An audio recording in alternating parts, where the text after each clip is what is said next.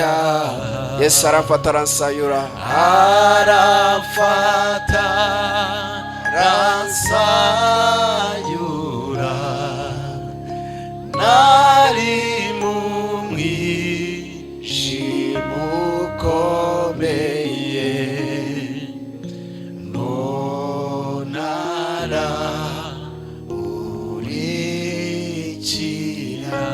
Yesu abamugisha. Dusome ijambo ry'Imana, igitabo cy'Itangiriro igice cya 40.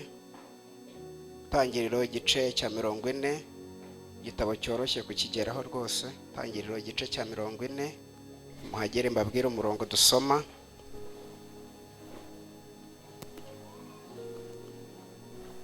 Murongo wa 16.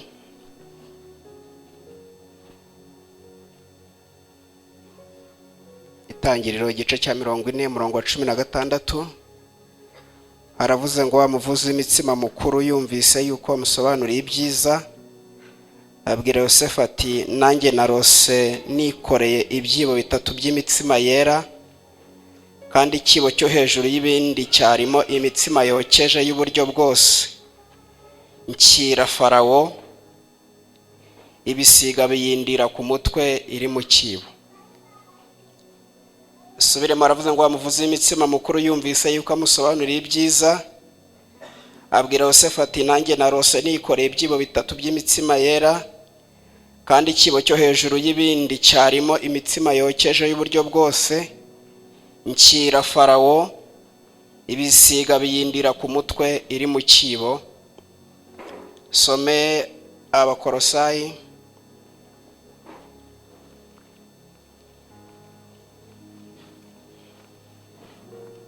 igice cya mbere, some murongo wa 10 ku rupapuro rwa 202. Abakolosayi igice cya mbere murongo wa 10 ku rupapuro rwa 202.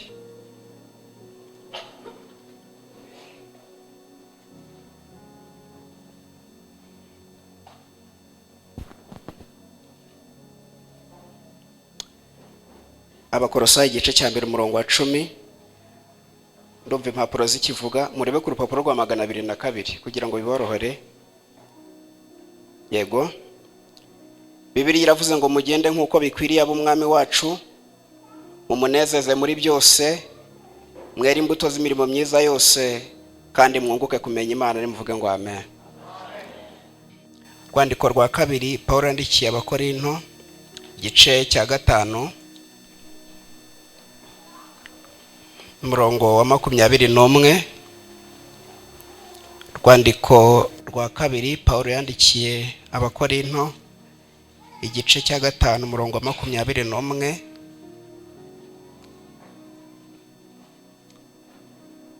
Aravuze ngo mwahageze.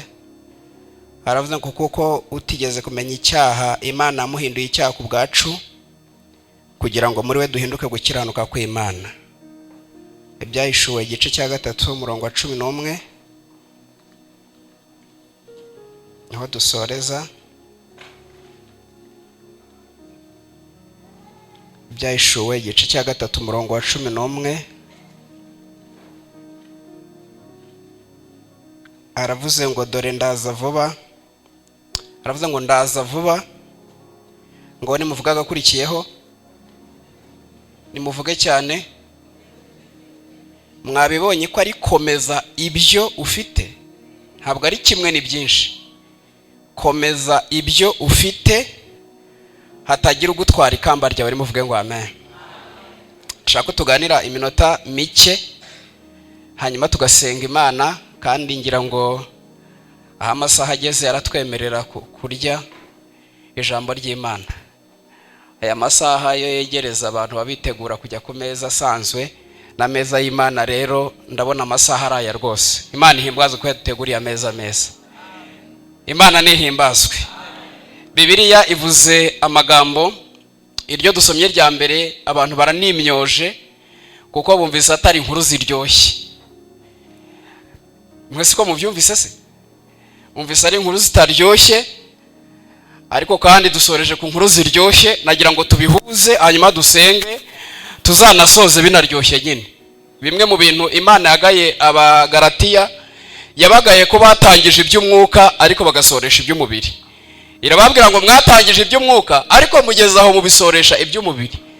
Kandi Imana gahunda yayo nuko ibintu byatangira ari iby'umwuka bigasoza ari iby'umwuka kurushaho, cyangwa se ukabitangira ari iby'umubiri ariko ukazabisoja ari iby'umwuka. Imana nihimbazwe. Ndashaka kuvuga ibintu bikeya. Ubundi abantu bazi kudodesha, umutayeri ukudodeye agushyiriramo umukunjo uzagenderaho. Siko mubizi mwese? Iyo adoze ashyiramo umukunjo uzagenderaho. Wowe icyo ukora ni ukujya unyuzaho ipasi ariko muri wa mukunjo yaciye. Ubu rero ntabwo ngiye kuvunika uko Yesu watudoze yashyizemo umukunjo tuzagenderaho. Ubu rero ntabwo biramvuna, sindikebagura, sindasimbuka, ndagendera mu mukunjo wa Yesu. Imana nihimbazwe. Imana nihimbazwe. Kereka udaherukana nyine n'ipasi wenda ukaba warashizemo utakibamo, ariko nawe ni Yesu wamushyira mu ndi mukunjo. Imana nihimbazwe. Ubu rero ngiye gunyuza agapasi gusa, nyuza agapasi gusa, hanyuma ibintu byongera bigororoka bimere neza mu izina rya Yesu. Ndashaka ko tuganira ku ijambo rivuga ngo kunezeza Imana. Kunezeza Imana, tubiganiraho minota mike yamfite, hanyuma dusenge twongere tunezeze Imana mu izina rya Yesu. Imana nishimwe. Imana irema umuntu, muzi ko yabanje kurema ibindi byose irabirema ngikabona ari byiza. Muzasoma igitabo cy'Itangiriro ngo yararemaga ngikabona ngo ari byiza, ikavuga ngo ibintu nibibeho ni byiza. Umunsi wa mbere avuga ngo byabaye byiza, uwa kabiri, uwa gatatu, uwa kane ikavuga ngo byabaye byiza. Nta munsi yaremye ikintu ngibona atari cyiza. Ariko iravuga ngo nubwo ari byiza bite, kugeza ku munsi wa gatanu, wa gatandatu iravuga ngo nubwo ari byiza ariko ndabona ntajya mbyinezerezamo, ndabona umunezero w'ibi ngibi ari mutoya. Itekereza icyo yashyiraho yajya yinezereza, bajya basabana bakavugana bakagirana ubusabane. Iravuga ngo ndarema umuntu kandi ndamwibumbira, ndashimira Imana mu bintu Imana yihariye na laboratoire yo kurema. Ibintu Imana yihariye laboratoire yo kurema, ku buryo ibirema ikavuga ngo ndabona ni ibintu ndemye by'umwimerere bidasa n'ibindi. Uzarebe ikintu cyavuye kwa Yesu ubona ari umwimerere kidasa n'ibindi. Kubona ni ikintu cyihariye Imana iremye ukavuga ngo ni ikintu Imana inzaniye, ariko iyo cyaremwe n'abandi ntubona n'agaciro kacyo. Niyo gahari abaraka iminsi mikeya. Muzarebe hari amashimwe tugira dushima akarangirana n'icyumweru, ukagira ishimwe rikarangirana n'ukwezi, ukagira ishimwe rikarangirana n'amezi angahe. Nyikora ubukwe muri icyumweru cya mbere nk'ukwezi kwa mbere, ishimwe ryari ubukwe. None ryo shimwe kubera ko ari ry'igihe gito ryarabitswe, nubwo ndifite ni mu mutima, ariko ntabwo naza buri munsi babwire ngo ndashima Imana ko yankoreye ubukwe. Ariko buri munsi naza nkavuga ngo ndashimira Imana ko yampaye agakiza. Ni ibintu Imana yakore muri labo bihoraho biramba. Narimo makumbuza ibintu Imana yabavanira muri labo biramba, ku buryo aba ari ibintu bihoraho biramba. Iravuga ngo ndajya muri labo yanjye ndakuramo umuntu, njye nsabana nawe, njye mvugana nawe. Imana n'igitangaza ngo yajyaga inamusura mu mafu ya ni munsi, ngo ikamubaza ngo umeze ute, ikambwira ngo meze neza. Ariko ubwo busabane bw'umuntu n'Imana Adamu ntiyabuha agaciro, asabana n'inzoka aho gusabana n'Umuremyi.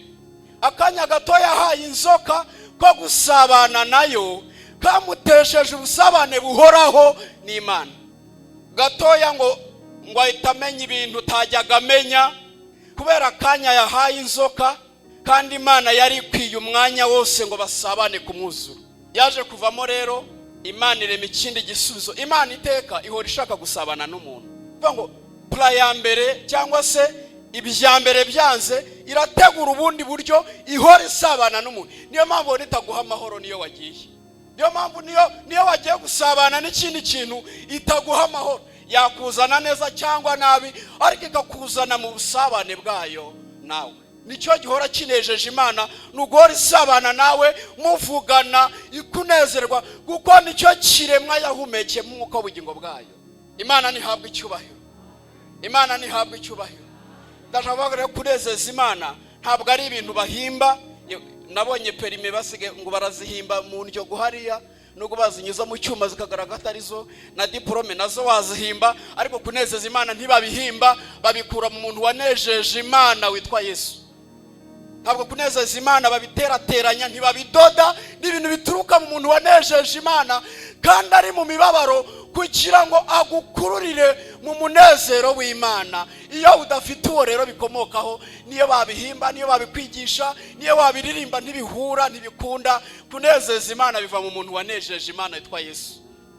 Niyo mpamvu ubutumwa bwiza iyo butarimo Yesu baburimo ikibazo, ko Yesu niwe nzira yonyine ikugeza ku munezero w'Imana, niwe nzira yonyine ikugeza ku mahoro y'Imana. Ibindi byo biraciritse n'ibitoye, ariko muri Yesu niho harimo kuzura ku Mana bwose, kandi waduhesheje kwiyunga n'Imana. Imana nihimbazo. Kugira ngo mubyumve ndashaka kuvuga abantu bake, mbahere no kuri aba dusomye. Aba bantu ni abantu babiri bafite ibintu bahuriyeho, ariko bakagira ikintu kimwe kibatandukanye. Icyambere, bahuriye ko bose ari abahereza b'umwami. Cya kabiri, bahuriye ko bose ni abahereza b'umwami ariko bakuru.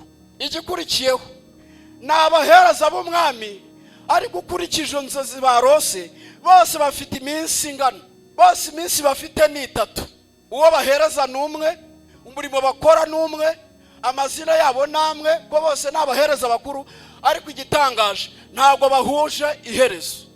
Bibiliya yavuze aho tutasomye hejuru gato, harimo umuntu Bibiliya yavuze umuhereza wa vino.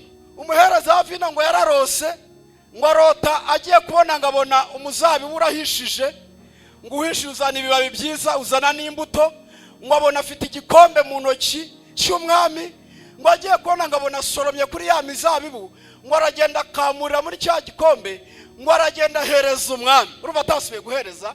Umusobanuye aramubwira ngo ibyo bintu warose, dore umwami agiye kongera gusubize mu murimo, agiye kongera akuzamura gushyira ejuru, uzasubira mu murimo wongera umuhereza. Murumva atari ibintu byiza biryoshye? Kandi mbabwire tuzongera tujye guhereza. Kereka rero mutemera ko twese twakomotse ku Mana. Twese twakomotse ku Mana, dukomoka mu bwami tuzina, ariko tuzongera tujye guhereza. Uwa kabiri rero ngo yumvise wa wundi wa mbere ibyo bamusobanuriye, ngo nawe aravuga ati banze ibyanjye nabyo ari byiza. Donc arashaka ko bamusobanurira inzozi bashingiye ku wa mbere, ntabwo ashaka ko bamusobanurira inzozi bijyanye nawe bwite. Reka babwire, agakiza n'akawe ntigasa n'akanye. Ninde wakubwiye ko imibereho yanjye iraba nk'iyawe? Inzozi zirasobanurwa bijyanye n'umwifato we. Uwa mbere amakuru aravuga ngo urasubira mu bwami ugiye guhereza. Noneho ngo yumvise uwa mbere bamubwiye byiza, ngo aravuga ngo nanjye wasobanuza ko hari ubanza ari byiza, kandi umwifato warawuzi. Erega ijuru nta muntu uzari gutwerera, ni inzozi uzakabya gusa. Izo nzozi ufite nizo zizasohora. Ntabwo nabaherukaga muri aho neza. Ntabwo ari ibintu, ntabwo uzabyuka ubyituremo, ni inzozi zizasohora. Ibyo ufite ari byo bizakubaho. Ariko natangaye wa kabiri we yavuze ngo nanjye reka mbaze, ngo nanjye reka nsobanuze, ngo aravuga ngo nanjye narose. Ati se warose ibiki? Kandi ati ngewe rero narose nikoreye ibyibo 3. Mwabyibutse? Nari nikoreye ibyibo bingahe? Pawulo andikira Abatesalonike arababwiye ngo umwuka n'umubiri n'ubugingo birarindwe bitazabaho umugayo. Yarabyikoreye 3. Yari yikoreye mwuka, yari yikoreye bugingo, yari yikoreye na mubiri. Aravuga ngo ikiba cyo hejuru yabanda banga ibyo byibo byose byarimo imitsima, kandi gitangaje yavuze ngo ni imitsima yera, kugira ngo Imana igaragare ko ari inyangamugayo, ntiyigeze iduha ibintu byanduye. Urwo rubanza muzarukuraho. Yakobo yaravuze ngo umuntu niyoshywa gukora ibyaha ntakavuga Imana nimwoheje, kuko Imana itoshywa n'ibibi kandi itagira ibyoheshe. 13:14 aravanga ahubwo umuntu yoshywa iyararikiye, iyakuruwe n'ibyararikiye bimushukashuka. Arabanga iryo rari ratwita rikabyara icyaha, icyaha nacyo kimaze gukura kikabyara urupfu. None uyu warashaka bamusobanurira bijyanye n'uwa mbere, kandi ibyo afite biramwemerera kutabaho. Ngo aravuga ngo ngewe nari nikoreye ibyibo 3, kandi byose byarimo imitsima yera. Ndashimira Imana ko yaduhaye ibyera. aravangwa ariko ikiba cyo hejuru y'ibindi cya gatatu ngo cyarimo imitsima yokeje ngo y'amoko yose. Reka mabwire, nta kimana itaduhaye, Imana yaduhaye ibintu by'amoko yose. Arangwa harimo imitsima yokeje y'amoko yose. Yesu avuga muri Yohana 6 yaravuze ngo umwuka ni utanga ubugingo, umubiri ntacyo umaze. Mu mwuka iyo hangiritse, mu bugingo ntitukubaza, na mubiri ntitukubaza. Iyo Satani ashaka kwangiza, yangiza icyo gice cy'umwuka, kuko nicyo gitanga ubugingo, nicyo gihindura amarangamutima yawe, nicyo gihindura amahitamo yawe, nicyo gihindura ubushake. Mu mwuka rero huyu nguyu we rero ngo harimo imitsima yokeje, ngo kandi akaba ari imitsima yejejwe y'amoko yose. Imana ihimbazwe. Harimo gusenga, harimo agakiza, harimo umunezero, harimo amahoro, gukiranuka byarimo, harimo imitsima y'amoko yose. Imana ihimbazwe. Imana yaduhaye package yuzuye, na envelope yuzuye itayiburamo ikintu. Ibyo wabuze nuko utabishatse, ariko muri Yesu birimo. Bandagira mu rusengero bwa mbere, baraje barantuburira, ariko bantubura Yesu nawe yateguye kubigenza neza. Barambwira ati ako kaguru ufite dufite umunyamavuta. Barambwira ati dufite umunyamavuta azagukora uhita ugenda neza. Banjyanye rero ngo bagiye kusengera ngende neza. Sanga Yesu yateguye envelope ihoraho iramba idashira, imitsima yejejwe. Yesu arandeba asanga n'ubundi ntangiza akaguru nzabamara, nagiraga amahane. Yesu yangiza akaguru ariko ntakore mu bugingo, ntakore mu gice cy'umwuka ngo mbe muzima, nari buzabamare. Nuko hano nta muntu twiganye ishyogwe yababwira amakuru. Ubu na directeur umubajije umuhamagaye yahita akubwira ati hari umuntu witwa Claude yaranzengereje, nahize imyaka 6 urumva yahuye n'ikibazo. Ariko Yesu arakomeye, azi ikibanza. Ntabwo ikibanza ari akaguru, ntabwo ikibanza ari inzara yawe, ntabwo ikibanza ari ibyo. Ikibanza ni ukuguha envelope yuzuyemo imitsima y'amoko yose. Nicyo Yesu abanza, nicyo Yesu abanza. Ndashimira Yesu wampaye agakiza. Yesu yankuye ku mbago maze gukubita nk'abantu nka 3 kandi ndwanishije imbago. Ngaho ndebera rero nagiye mu rusengero ngo nibangiza akaguru, noneho ngabeze mbamare. Yesu nasanze yanyiteguye. Yo niwo munsi nakira umwami Yesu, nta ncumbagira, ariko mu bugingo nacumbagira. Uzipfunwe nagiraga zo kurya ukuntu ncumbagira, ariko muri envelope Yesu yazanye no kunyibagiza ko ncumbagira. Niyo abana banyigana ngura twabomba, ariko mbere baranyiganaga nkakubita.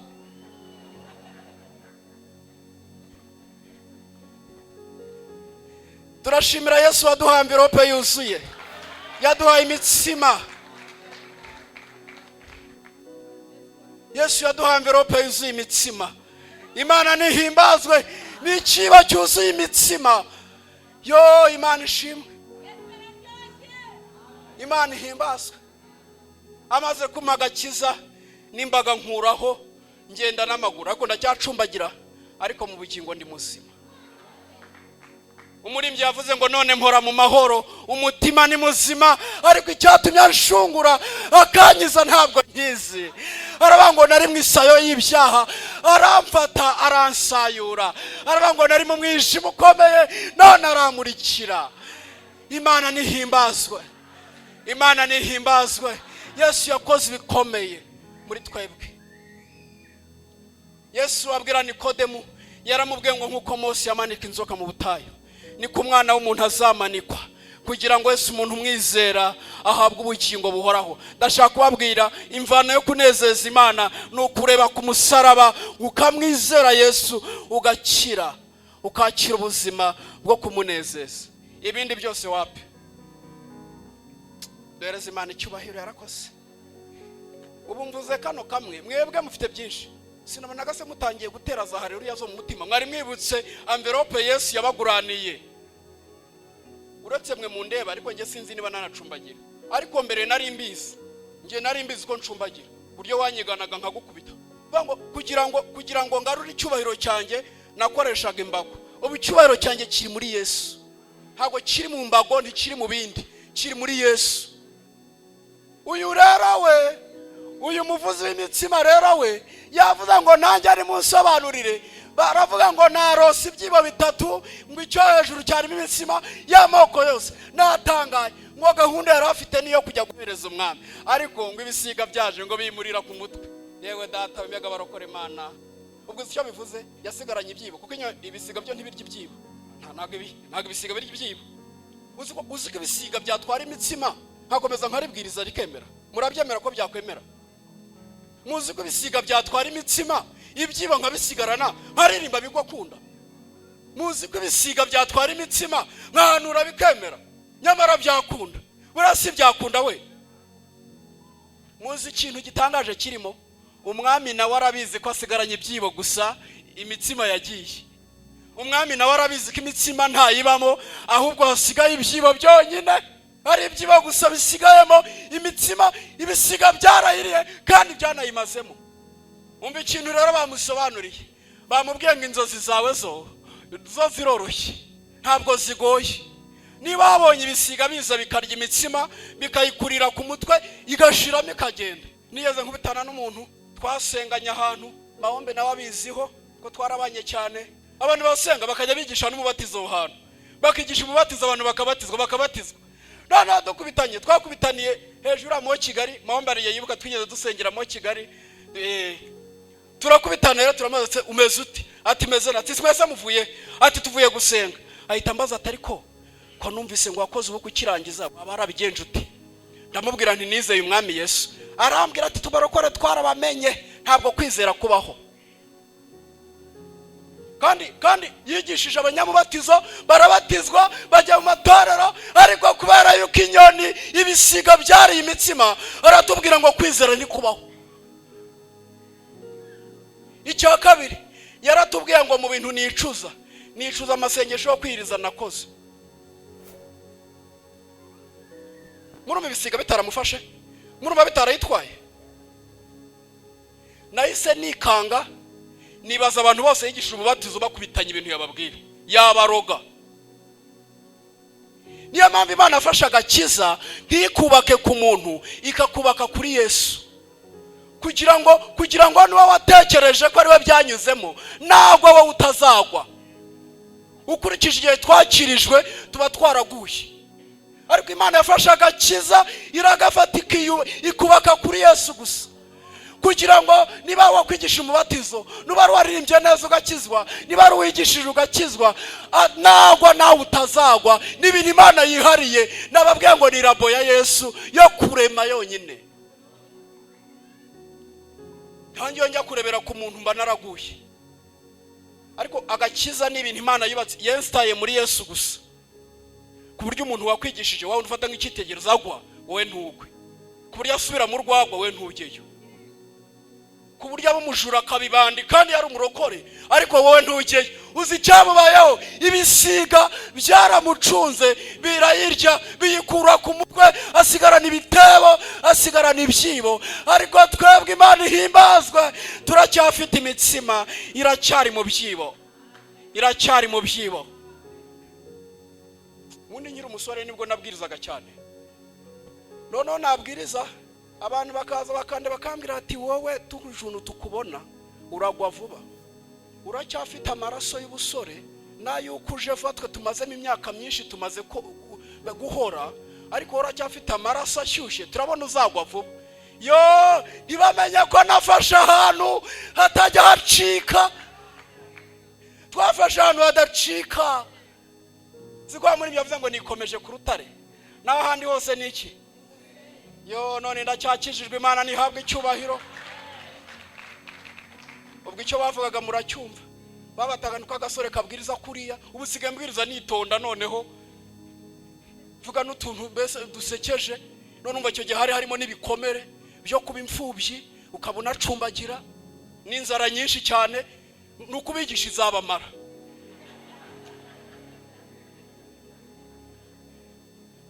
No kudasobanukirwa nawe murabyo, ariko mfite umwuka mwinshi n'imbaraga nyinshi, ariko nkashyiramo izabamara nyine ntibyabura, kizagukocora sha ibintu wigira.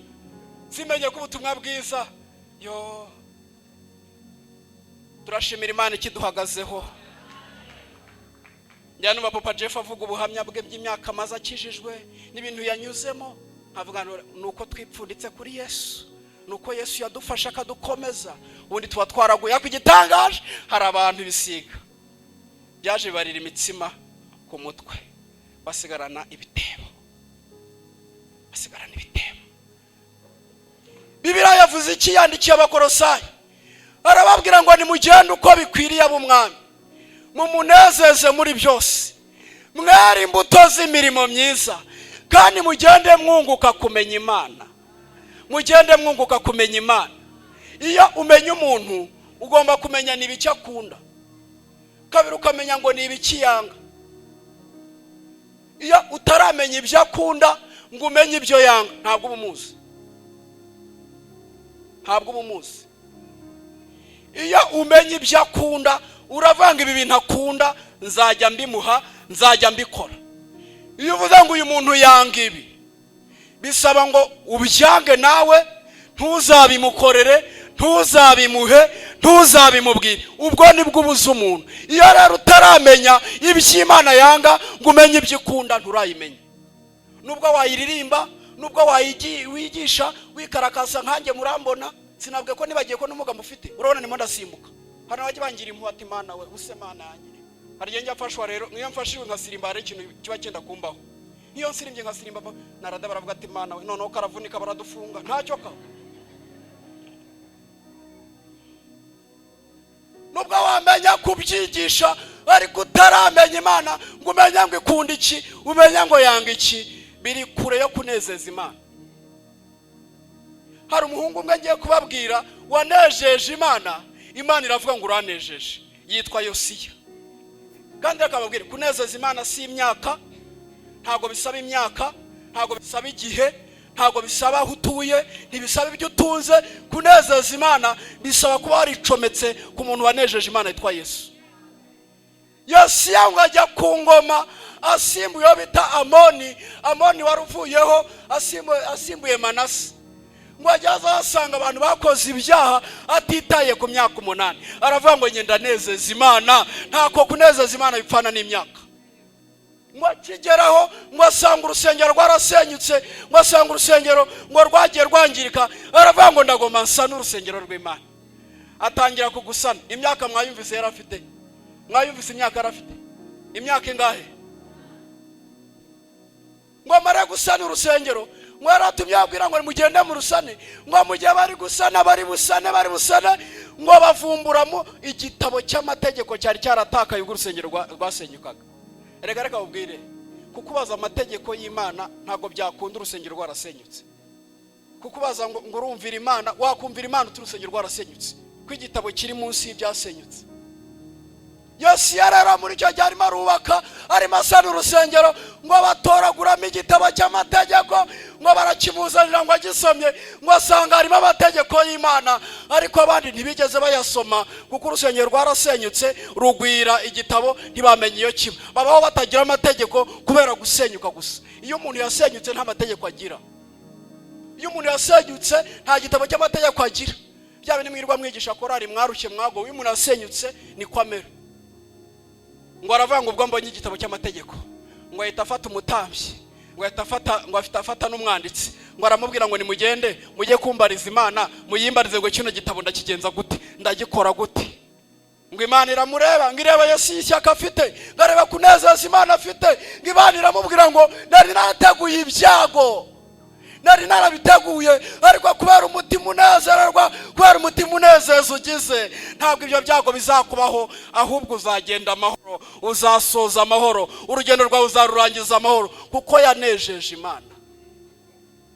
Ubwo nirinze kujya mu kuntu yafasha inzu z'abatinganya akazirukana akazica, wakajya afata ibya Sheni ry'Abara akabijyana Kidironi. Twabyizeho kuwa 4 Kidironi hari ahantu bashyiraga ibintu bishushanyo bashenye, hari nk'ahantu muri puberi y'ibigirwamana bashenye. Yosiya ngo anezeza Imana. Ikintu cyanejeje rero ngo Yesu afata ibintu uwo bita Yerobowamu yari yarashyizeho. Yerobowamu ari mu bantu bagiye ku ngoma, ari umuntu mvuge gutera, yari umuntu w'umukene. Noneho Imana iramuzamura imushyira ku ngoma. Agezeho agira ngo ibimubayeho nibyo byamubayemo. bati yagize ngo ibintu bimubayeho nibyo byamubayemo. Niyo unezererwa Imana ntabwo unezererwa Imana kubera ibyakubayeho, unezererwa Imana kubera ikintu cyakubaye mu mutima, cyakubayemo imbere Imana yakoze muri wowe. Sinigeze mbabwira umuntu se nagiye ahantu gupagasa, nagerayo tugakora ikirori, aterura ka fanta abandi bagafata za Amstel na za byeri. Umuntu mwaraza arambwira ati byufashe niba iki, ndambwa nti naga fanta. Ati sibyo nibiki kandi hano ko twebwe amafaranga tubona tunywa. Ndabwo nigenda umukristo ndumurokore nzajya nywa fanta. Arambwira ati ibyo bintu uzabyigira kangahe? Ndamubwira nko ngenda umukristo nzakomeza nyizwe. Arambwira ati uriya chef wacu wamubonye? Nti namubonye. Baturabona afite iki imbere ye? Ndabona afite Amstel. Baturiya yaje hano ari diakoni. Arambwira ati yaje ari diakoni kandi agari mu ijaci muri ADPR. Ati none afite iki? Ndabona afite Amstel. Baturiya rero yaje akomeye none dore yaraguye. Ariko mu bintu byanejeje njya kuhasoza ngaruka, yarambwiye ati nabonye umurokore nje byarananiye. Arambwira ati nje byarananiye, dore naje ni diakoni none nararambare ninywera byose ndasoma. Yerobowamu rero we ngo yagiye gukora ibyaha kandi Imana yari mugiriye icyizere imukuye hehe mu bagapita. Yabanje ku umuyede. Hari abantu njya numva bavuga ngo yabanje ku umukozi wo mu rugo, muzabisoma ngo bubakaga inkingi yitwa imiro. Noneho ngo Salomo amubonye aramwitegereza ngo aramukunda ngo amugira shefu w'abakozi. Asura shefu w'abakozi wo mu rugo kandi shefu w'abakozi bo kugikwa. Ngo ariko agezaho ngo aravuga ngo reka ndebe Yerobowamu mukunde muzamure ngimugira umwami wa Isiraheli imuhereza imiryango 10. Ngo akigeraho rero ngo aravuga ati ariko aba baturage bahora bagiye Yerusalemu gusenga, bahora bajya gusenga, bahora bajyayo, barajya gukora iki? Barajya Yerusalemu gukora iki? Ngo ahita afata ibishushanyo bibiri by'inyana ngo kimwe gifite i Beteli ikindi agishyira i Dani. Arababwira ngo ntimukasubire Yerusalemu mujye musengera hano bugufi. Ngo akajya ababwira ati ni hari i Beteli ni babeshi mujye Dani mujye musenga. Mujye musenga muvuga ngo uri Imana dukuye muri Egiputa, uri Imana dukuye muri Egiputa. Kandi cyo ni igishushanyo cy'inyana akoze. Icya kabiri ngo bagiraga iminsi mikuru muri Isiraheli ku munsi wa 15 ukwezi kwa 8. Ngo ahita avuga ati abantu nibazajya bajya muri anniversary nabwo bazancika. Ngo ahita babwira ati itariki 15 z'ukwezi kwa 8 natwe dukoze ibirori hano, mujye mubikorera hano nta bintu byo kujya Yerusalemu. Ngo aragenda baciye Yerusalemu kandi Imana ari mushyize ku ngoma. Aho kugira ngo anezeze Imana atangira guca abantu b'Imana i Yerusalemu. Ngo Imana iramurebera mwitegereza ngo iravanga ibintu nzakora kwa Yerobowamu, ngo nzabikora abantu bose babimenye. Iragera ku rwego ivuga ngo nzaheha inzu ya Yerobowamu nyimareho. Iravanga inzu ya Yerobowamu nzayiheha nzayimaraho. Narinzi ko ndigisha utuntu twiza none turanshitse uko nguko. Ariko mwebwe biryo gukwera igihe imaze muzi abantu mujya mutera ipasi mubize. Sinzi impamvu kagarutse ariko muzi ko imyenda itandukana. Abafite ipasi za mwaguze nyine pani zo mwaguze muri okaziyo mukazigura n'icyashya, haba hariho karite, haba hariho umwenda. Bakavuga ngo hano ni silike urakanda hano, ukavuga ngo hano ni niro urageza hano, bakavuga ngo hano ni koto urageza hano. Mwebwe romba numva namariramo umuriro wose nkababara nka koto nyine. Bariko muri abantu bakuze mwatangira itorero muba hagati mu biryo, hago nababara nk'iniro rero. Uko hari igihe ipasi uzamura umuriro kagahita gashya kwera karakenda kamafuti. Mwebwe rero ntago muri abantu b'amafuti, muri abantu mwariye ntago tugomba kubaha ibintu by'isosi mwarariye umutsima. Ubwo se sibyo? Yerobowamu rero ngo Imana iramubwira ngo nzaheha nkuko umuntu aheha bya bindi akamaraho. None reka ngira ikinyabupfura. Yosiya rero mu gihe yagiye ku ngoma yaravuze ngo kugira ngo mbe nezeze Imana ndamaraho ibintu bya Yerobowamu byose, imihango ya Yerobowamu, ibigirwamana bya Yerobowamu, ibintu byose byatumye arakaza Imana. Ngewe ndabikuraho. Afite imyaka ingahe? Yerobowamu ngo aragenda arabiheha, nako Yosiya ngo aragenda abikuraho abimaraho ngo Imana imurebye ikajya ivuga ngo mbonye umwana, mbonye umuntu umesheje icyubahiro, ndakwifuriza kunezeza Imana. Shatse kuvuga iki? Ukuremwa k'umuntu Imana yamushyize muri Edeni nk'ahantu atekanira abonera ubuzima bwiza, ariko kubera kubabaza Imana, Imana ibakura muri Edeni. Ariko babwiye hari andi mahirwe Imana yateguye, itegura Edeni itari yo mu isi ahubwo yo mu bwami bw'Imana. Ntabwo ari Edeni yinaha, ariko ninde muntu wayibamo? Ni umuntu ushobora kunezeza Imana. Uyu rero bamubwiye ngo iminsi 3 itarashira uzongera ujye guhereza, uzongera usubira ibwami, uzongera usubira aho wahoze, uzongera umuntu uhereza. Imana nihimbazwe. Iso ryose ziraryoshye. Wa muri yaravuze ngo tuzimuka mu isi tugera iwacu aheza twubakiwe n'Umukiza. Aravuga ngo ku Mana yacu hari amazu meza yubakanywe isuku tutarabona. Aravuga ngo n'ubuturo bwiza tuzahoramo. Uyu muntu wa mbere afite isezerano ko azongera akajya guhereza.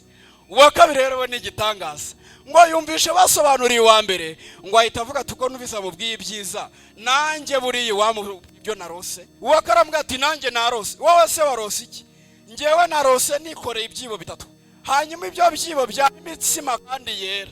Arabangwa ikiba cyo hejuru kiruta ibindi, cyarimo imitsima y'amoko yose, bese nta mutsima n'umwe utarurimo. Harimo imitsima y'amoko yose, kandi iyo mitsima yari yokeje, ariko ni ikibo cyari hejuru. Ndashimira Imana ko yaduhaye ibintu byose, yaduhaye ibintu byose, yaduhaye imitsima yose, yaduhaye imitsima yejejwe, nta kintu Imana itakoze. Ubwo itanga Yesu yaduhaye byose. Yaravuze ngo ibyari bimwuzuye nibyo yaduhayeho, n'ubuntu bukurikira ubundi. Vuga ngo nta kintu Imana yasize idatanze. Icyo udafite ntabwo ari uko yakimanye, nuko utagishatse.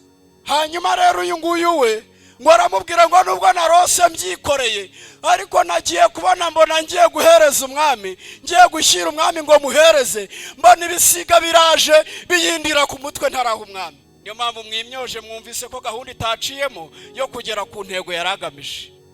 Kuki aba bantu bahuje iminsi 3 bombi bagahuza aho bari, bagahuza umwami bahereza, bagahuza umurimo, ariko kuki amaherezo yabo ataramwe? Ikibazo ni umwifato bagirira aho hantu bari.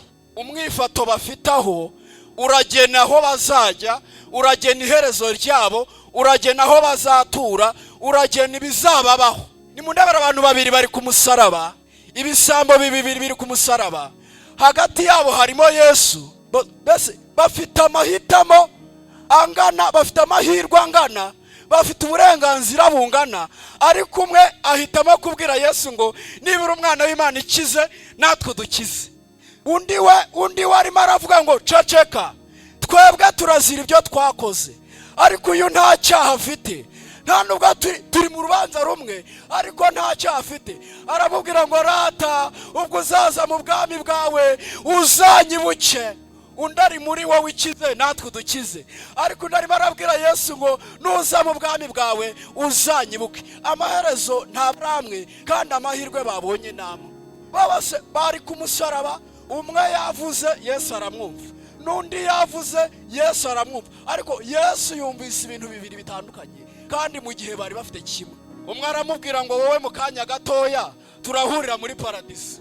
Reka babwire, uretse ko kabagora kukumva, twese twakomotse ku Mana, ariko ntituzasubiraho twese. Hari umuntu mwumvise waremwe na Satani? Hari umuntu mwumvise Satani yaremye? Si Imana yaturemye, ariko ntituzasubiraho twese. Sinumvise Bibiliya ivuga ngo azabwira abari iburyo ngo nimwinjire mu munezero wa shobuja, ngo abwira n'abari ibumoso ngo nimumve imbere mwa nkozi z'ibimwe, andi akavuga ngo mwabivume mwe. Kandi babonye igihe kingana, babonye umwanya wo kubitegura, babonye umwanya wo kubitunganya, ariko natangaye bamwe bababwira ngo nimwinjire, abandi babwira ngo nimumve imbere. Nasomye agatabo k'umugenzi mpasanga abahungu bagenze urugendo rungana, uwo bita mu Kristo na nta bwenge. Bose bakoze urugendo barahanyura bagera no ku irembo, ariko natangaye umwe bamukinguriye, undi baramubwira ngo ca hano. Kandi babonye umwanya wo kubitunganya, babonye umwanya wo kubishyira muri gahunda. Reka nkubwira amahirwe ufite ni none, ntabwo ari ejo. Burya mbere nigishije twiza, none ndumva haje utuntu tutari twiza. ntabwo ibibanza ari ibyo ukeneye, ntabwo ari ibyo. Yesu afite ikintu kibanza, Yesu afite ikintu kibanza, nacyo cyamuzanye, nicyo cyamuvanye mu ijuru. Imana yakoze ibitangazo, tuhereze icyubahiro. Urumva Yesu ataheraho. Abantu banzi ni igishyogwe, banzi ndi umuntu gica. Uziko nkubitana n'abantu bakabona mfite ibire bakafata kwa General Yesu. Bati wabaye umuteka mitwe ryari? Ntise guteka mitwe, nge nakira umwami batoya nago tubyumva. Kwera ukuntu nari imeze. Kandi aryo gira ngo ukuntu umeze ntuguhinduka. Ukuntu umeze kwahinduka ariko guhaye Yesu. Bibiliya yavuze ngo utigeze kumenya icyaha, Imana yamuhinduye icyaha ku bwacu kugira ngo muri we duhinduke gukiranuka kw'Imana. Uko nguko umeze Yesu yaguhindura. Uko nguko uteye Yesu araguhindura. Marayika arabizi tubiziranyeho. Ndimo twenda gukora ubukwe, basanze madamu baramubwira bati warasenze? Bati narasenze. Umva n'abantu banze amateka ya kera. Bati warasenze, Imana ikubwira ko ari umugabo? Nti batazakwica we. Barako banze ndi umugome, banze ndi umunyamushinya, kumbi nahuye na Yesu wabambwe, nahuye na Yesu wagiye ku musaraba. Yo ndakira, umushinya uragenda. Mana yanjye nayo ndashaka rurakomera. Bari kibazo rero bafite hari umuntu ufite we wa mbere ariko atagira we wa kabiri. Kubwira Yesu ngo ndashaka ko ngira nge version ya kabiri. Finabonye mugira za WhatsApp se, nimwabonye ko baje babwira ngo updating, watinda bakayikuraho. Niba mwisi bazi ku updating, nawe bagomba ku updating mu mwuka. Kuburyo ejo bakwapudeting ukaba wahindutse, ejo bundi ugahinduka, ukagenda uva mu bwiza ujya mu bundi. Nuko ijuru ryabiteguye. Ngasa umuntu myaka 5 aracyari wa wundi, 10 aracyari wa wundi. Mana yanjye ukeneye Yesu wagiye ku musaraba, we wafashe ibyaha byacu akabyakira, akabigundira, akatuguranira, akaduha ibyiza, akadukiza ibibi. Nicyo ndi kubabwira, ndababwira Yesu watumye tuba abantu bo kunezeza Imana bigakunda. Ubuse ko mbabwiye ibikomeye muzongera mumbwire ngarukera. Duhereze Imana icyubahiro, yakoze ibintu bikomeye. Imana yaranduhuye we, Imana yaranduhuye. Nge Imana yaranduhuye, kandi yanduhuye mu buryo bwose. Mu marangamutima iranduhura, ibyaha irabinkiza. Najya mbona abantu baseka bazi mwebwe museka iki? Kuko nari umuntu wangiritse, ibikomere birashira. Uziko nayankubitana n'abana bagenda, nkabona baranyiganya ukuntu ucumbagira. None kubera imbago nabaga nyifite rero, nkahita nkareba, umva mwana ntazi icyaha, ntazi iki, ariko kubera nyiganye gusa. Jinyumba muri ngewe ugatumbwira ati mukubite, hahita nyireba neza. Nge rero banyinjiza mu rusengero ngo bankeze ukuguru. Yesu wandebye asanga arangiza umutima. Angiza umutima, ukuguru kuracumbagira ariko umutima ntiwacumbagira. Ariko mbabwire, nibyo bavuga gukurikije amateka yanjye, bavuga gukuri. Kaye muri akazwa n'ukuri bavuze. Bakeneye kubona wowe wa nyuma, wowe wa kabiri urinde. Hari ngewe wa mbere, ariko hari na ngewe wa kabiri. Nicyo Yesu yagire ku musaraba, nukugira ngo ukire ububi wakire ubwiza. Bimwe muri envelope yaduhaye amahoro, aduha kubabarira, aduha gakiza, aduha izo mbabazi ziraza. Yewe umuntu ufite inzika muri 80 na kangahe, turi 2024, kandi ngo arajya mu ijuru. Kanshaka utundi twiza munyihanganire, kanshaka utundi twiza. Bibiliya rero yavuze iki? Yavuze kuri uyu muntu ufite ibitebo ibyibo 3, hakaba imitsima y'amoko yose, ariko natangaye ngo ibisiga byaje biyimurira ku mutwe. Mu kintu kibabaje nukubona yikoreye ibyibo ukagira ngo hari ikirimo kandi nta kirimo. Mwabyumvise ko ari ku mutwe, base yikoreye ku mutwe, ntushobora kumenya ikirimo. We iyo umubonye aragucanga, niba ari ibintu bibabaje Imana nukubona abantu bayitirirwa ariko badafite ibyo yabahaye. Muzi indirimbo zigezweho zikuntu zikari nziza, nawe uzumvise umva ari nziza, ariko ni ibyibo, ntabwo ari zose ma. Izishimwe mba nziza, n'iz'urubyiruko mba numva ari nziza. Uyu we yasigaranye ibyibo ariko nta mitsi bibabo, kandi n'ufite ubushobozi bwo kumenya ko nta kirimo, kuko ni ibyibo biri ku mutwe kugira ngo uharebe kere kumusumba. Ntabwo ari ibintu urebamo ngo ubibone. Ninde muntu wenyine ufite ubushobozi? Ni umuntu waturuka hejuru. Kandi reka nkubwire, nubwo abantu batabireba, Imana ibibireba kuko iri hejuru y'ibyibo. Imana iri hejuru y'ibyibo. Abubatsi murabizi iyo mujya mwubaka hari ibyo bita ama views, mukagira front view, top view na side view, ku buryo igishushanyo kirebera hejuru cyangwa imbere cyangwa he. Imana yonyine ifite ubushobozi bwo kukirebera hejuru, ikavuga ngo uriya muntu n'ibyo bafite nta kintu kirimo. Cyangwa bati dore afite ikibo ariko harimo n'imitsima. Natanga ni imitsima y'amoko yose, ni imitsima y'amoko yose. turaza gusenga. Urabe iyo usigaranye rahira kudasigaranye yo gusirimba. Hano asigaranye yo gusirimba cyasengana n'umuntu usenga ko munyamuvuta ariko akabaze kugambana kubi. Akaba ari umugambanya ari gusenga. Akamuhanuza ari kubizambye. Ku buryo adatinya kuguhanurira iby'Imana imubwiye. Nyuma yasubira mu mubiri atari ko bura muntu byaba byo mwebwe. Tugabona ari byo. Kubera ko asigaranye ibyibo ariko imitsima ntibamo. Ndashaka tuzakwinginga Imana tukayibwira ngo asubiza imitsima. Ibintu byo kugira ibyibo gusa no nta byo gusigara ku izina. Ngewe naraza Kigali nje vuba nubwo mu namba y'umunyamujyi vuba. Hari ukuntu Imana ibikora bigatabyihuta. Ngewe nakaragiye muri Kigali bwa mbere 2015 umva atari vuba namba 2016 nzanza kwiga muri kaminuza. Ubwo urumva namwe nta ko Imana itari ingize. Cyara rero twara tugira umuntu witwa Bernard w'iwacu yabaga i Kigali. Noneho yaba yadusuye akava Muhanga twamuhamagara tugeze he atigeze ku giti cy'inyoni. Mu mutwe wanjye hagiyemo ko ku giti cy'inyoni. Haba uruti runini hakaba n'inyoni nyinshi. Mwebwe se ntago ariko mwari mubizi ubwo ngubwo. Narazamutse ngeza nti mundangire ku giti cy'inyoni muhanyereka. Barambwira ati ni hano. Ndaranganye amaso ndeba igiti ndakibura, ndeba n'inyoni ndazibura. Kandi ni ku giti cy'iki hasigaye ku izina kw'igiti n'inyoni kandi inyoni zihari nta n'igiti nta gihari. Harano basigaye ku izina y'ibyibo gusa. None si inyoni murazibona mwebwe. Igiti se kirahari. Nyamara bura cyarahigeze. Kandi n'inyoni zarahahoze. Reka babwira nimuve muri ibyo bintu. Umenya ngo sigaranye ibyibo cyangwa n'imitsima irahari. Hari torero Yesu yigeze yandikira baryita ngo iki ngo yaravuze ngo ufite izina ry'ukuriho kandi uri iki nimwe mu byivugiye hagira unkurikirana.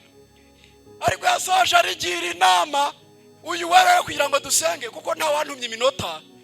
Yababwiye ngo nimukomeze ibyo mufite, nimukomeze iyo mitsima, nimukomeze ubuntu bw'Imana, nimukomeze iby'umwuka yabahaye. Yaravuze ngo twebwe twakiriye ibyabera baho rimwe. Aravuga ngo ariko nimushishikarire kubirwanira.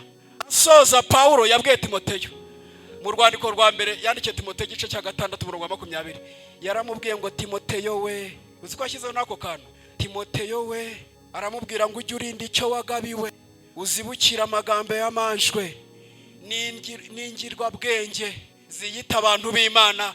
Aramubwira ngo ujye ubihunga ujye ubijugunya urinde icyo wagabiwe. Barokore Yesu yarapfuye yagiye ku musaraba ariko ntago yagiye ngo dukore ibyo dushaka. Ntago yagiyeho ngo twibwe. Niba arahawe agakiza karinde, niba arahawe imbuto z'umwuka zirinde, intwaro z'umwuka zirinde. Nababwiye ngo ni ikiba ariko cyarimo byose, cyarimo by'amoko yose. Nturoba ikintu Imana guhaye kuye kukirinda. Nutakirinda bizarangira ziranzozi zisohoye za uriya muntu ngo yari umuvuzi w'imitsima. Ariko igitangaje ngo bamusoberanura inzozi baramubwira ngo iminsi 3 itarashira wowe barakuzamura baguca igihanga bakimaniki. Ntabwo nenda kubahisha iyi si zashira, ntabwo nenda kubahisha ubuzima urimo buzarangira. Reka nkubwire gushakisha bizashira. Ko nabonye 2006 rwaruntwayera 2006 uziko rwantwaye bakarara ku kiriyo nijoro bagacana. Hakaza umukecuru akavuga ati munyereke ukuntu apfuye ngo namaze imyaka myinshi ndwaye. Ababona ngendera uruhande no kwera namaze imyaka myinshi ndwaye gutya ndyamye. Impamvu byafashe uruhande aravuga ati munyereke uwo muntu apfuye angana ati. Ahageze asanga harimo akuka. Arababwira ati nubwo atazakira ariko two kumushyingura kiri muzima. Nuko umukecuru atumye abasezerera barataha. Arababwira ati ariko mucunga ari mugoroba mugaruke ntabwo arahageze. None mugoroba ntiharagera. None mugoroba rero hataragera rero nkora ibyo nshaka. Ubusabwe nta nyongeza ufite. Paulo yavuze ngo ubwo dukorana nayo turabinginga ngo mudaherwa ubuntu bw'Imana gupfa ubusa. Ndashaka dusenga mu izina rya Yesu. Imana niba buca mu izina rya Yesu. Ndashaka none dusenge. Sanku witekerezaho kwakunda abarokore batwigishije ngo tumara umutwe ngo tukabitekerezaho ngo tutarebana ngo duhombetse amaso bari kubigenza ntacyo. Nubwo ntazi iyo byavuye ariko n'umwuka bizanye. Ngaho sanku uhombeka amaso. Witekerezeho ubuzima ubayeho unezeza nde? Ubuzima ubayeho bufite cyerekezo ki? Ndashaka gusengera umuntu wumva ataranejeje Imana wenyine. Umuntu wumva ataranejeje Imana akavuga ngo ndashaka kukunezeza uhereye none. Ugasaba Imana ibabazi kutayinejeje waguruke dusengane mu izina rya Yesu. Ni wowe nshaka gusa. Wumva utaranejeje Imana ukumva wabwira Imana ngo mbabara muri iteraniro ntabwo nakunejeje. Ukurikije uko ngenda n'ibintu wankoreye n'ukuntu wabambwe ntabwo nkwiriye kuba nkora ibi ngibi. Kugira ngo utegure Imana iguhaye amahirwe ngo utegure ejo hazaza. Natinze cyane kwitaba Yesu wampa. Niwumva uri murahaguruka dusengane mu izina rya Yesu. Niwumva uri murahaguruka dusenge. Imana igomukisha mu izina rya Yesu. Igomukisha. Yo yibya. Uri ajya witekerezaho ubugibo n'ubwa nta wundi muntu mu busangi, ni wewe wenyine. Niwumva urimo urahaguruka mu izina rya Yesu, Imana iguha umugisha kubwo kumvira ijwi ry'Imana. Oyaje inkovu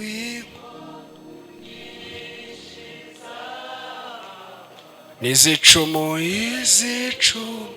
Kano gakeka ni akanyu mwa nshuti mwe, dore nanjye nuko naje. Imbazu karibu muze tubasengere, tubingingira Imana. Nta kindi turababaza, turabasengera. Imana niyo ibazanye kugira ngo babare ko mutayinejeje. Karibu rwose, nimuze ransayu anarina ngishi. Nagira ngo abasigaye duhaguruke ko tugiye gufata umwanya dusenge. Nada abasigaye muhaguruke mu izina rya Yesu. Sabe mushumba musoni aze abasengere, hanyuma nanjye ndafata umwanya dusenge mu izina rya Yesu. Data wa twese uri mu ijuru, Imana ishobora byose, aba bana bacu turabasengeye mu izina rya Yesu. Ijambo ry'Imana rirurutse, ijambo ry'Imana n'ibyo kurya bihiye, n'ibyo kurya bikwiye. Mana bakiza, wamaze kubona ibibazo bafite, wamaze kubona ingorane bafite mwami, ariko bapfukamiye Imana ishobora byose rurema, yo itwibuka, yo itugira neza, yo yaduhamagaye. Nubakore bitangaza muri kano kanya nyakubahwa, nubagendere imitima yabo ibe mizima, nubagendere mwami bakomeze kwandika mu gitabo cy'ubugingo, kandi ngo nibarwanye Satani nawe azabahunga. Ubaho ubutwari bwo gusenga, ubaho ubutwari bwo guca bugufiya. Mu bubasha bwawe Mana, mu butware bwawe niho nje nyakubahwa. Mwami urabazi n'amazina yabo urayazi. Komeza mwami kubigiza imbere, komeza mwami kubafata ukuboko batadatembarwa n'ibivu yose y'umwanzi, komeza kubarwanira urugamba ubaneshereze. Satani atsinzwe mu izina rya Yesu Kristo, kandi imbaraga z'Imana zibaye nabo iteka ry'ukubukira uko bwije. Urakoze Mana kumaze kubagira neza, kandi urakoze Mana kumaze kumva ino sengesho rikabagira umumaro imitima yabo mu izina rya Yesu Kristo, amen. Imana ngo ndashaka kugaruza ibintu natakaje, kugaruza imitsima watakaje mu bugingo, mu mwuka, kugaruza ibintu mwagiye mutakaza, mwiye kubireka ngo bigende. N'umwanya mwiza wo gusohoka kugira Imana ngo nuko ariko. Haleluya. Tuzamure ibiganza dusenga Imana, ubwire Yesu yuzuho bitari aho byavuye, Yesu ahuzuze. Abantu seriva ku kazi, abantu ubana nabo bagutezeho imitsima no bazi ko nta kintu kirimo, nibo bazi n'ibintu byavuyemo, ibyiringiro bageraga, amahoro yavuyemo, aho byatenteburitse niho hazi. Ariko ubwire Yesu ngongere uhuzuze uko narindi kera, uko nahamagawe kera, wongere unyuzuze imbaraga, ubuntu, urukundo, umwuka wera, uve ku izina bazi kuri umurokore, ongera wuzure ubuntu bw'Imana. Mana yacu mu izina rya Yesu. Haleluya. Turagushimiye kubw'imitsima itatu watanze, kandi ugashyiramo ibintu byuzuye muri ibi biseke. Niyo mpamvu Pawulo yabwiye Abatesalonike kugira ngo umwuka wanyu, ubugingo n'imibiri birindwe bitazabaho umugayo kugeza ku munsi w'Imana. Hari igihe uzongera ugahamagara amazina tukaza tukabonana, kandi birasaba ko umubiri uzaba wararinzwe, ubugingo bwararinzwe, no mu mwuka hararinzwe. Turasenze kugira ngo iki kibo gikuriye ibindi kiri hejuru, iki cy'umwuka cyamo ubutunzi bukomeye kiyobora ibindi. Dusabye ngo imitsima irimo, haleluya, Pawulo yabwiye Abagalatiya, ibe yuzuye, irimo imbuto z'umwuka, z'urukundo n'amahoro n'ubugwaneza, bibe byuzuye kandi bihishije. Imana ihimbazwe, bigira abantu umumaro, ababikeneye muri twebwe babirye, haleluya, bibatunge, bagira umumaro. Imana nihimbazwe, kugira ngo ubwo uzaza uhamagara amazina, muhamagara amazina y'abanesheje, y'intore, y'intwari, y'abagize umumaro, tuzabe turiho. Imana nihimbazwe. Turasenze Mana, ubashishe abaririmbyi, ubashe buri muntu wese uyu munsi, tutazamera nka cya giti wanyuzeho ukaburaho urubuto na rumwe, ngo cyarumye gifite ibibabi gusa bitoshye ariko nta mbuto. Dushoboze ma, duteze ibiganza ngo twongere imbaraga, duteze ibiganza ngo aho byapfiriye, duteze ibiganza ngo twuzuze imbaraga, utwuzuze imbaraga. ibyiringiro byatakaye wongere ubyuzuzemo, amahoro yatwuzuze, mwuka wera twuzure, imbaraga zitwuzure. Haleluya! ni wowe uha intege abananiwe, utibashije umwongera imbaraga. Turakwinginze Mana, dukure ku izina gusa, uduha imbaraga zijyanye n'izina. Dusabye imbabazi, dusabye n'imbaraga, dusabye n'ubuntu bwawe, urukundo rwawe rutuzure. Dukomye amashyi tugushimira, twakiye imbaraga. Ayo mashyi aragushimiye, twakiye imbaraga, twakiye ubuntu bwawe. Ayo mashyi agushimirwe, kuduhembuye, utugize basha, tugize imitima mizima. Tuzaseriva mu izina rya Yesu rikomeye. Amen. Amen.